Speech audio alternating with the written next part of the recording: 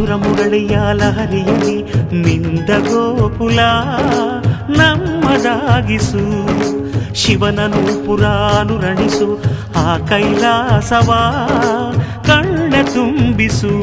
ಸೌಂದರ್ಯವೆಲ್ಲ ಏಕವಾಗಿ, ಸೌಂದರ್ಯವೆಲ್ಲ ಏಕವಾಗಿ ಮಂದಹಾಸವಾಗಲಿ. ಬಿರಿದ ಎದೆಯ ಬೆಸೆಯಲಿ ನಿನ್ನ ಪ್ರತಿಭೆ ಕಿರಣದಿ. ಅಳುವ ಆತ್ಮ ಅರಳಲಿ ಅನಂತ ಅನಂತ ಸುಖದ ತರಂಗ ಮೃದಂಗ ನುಡಿಸು.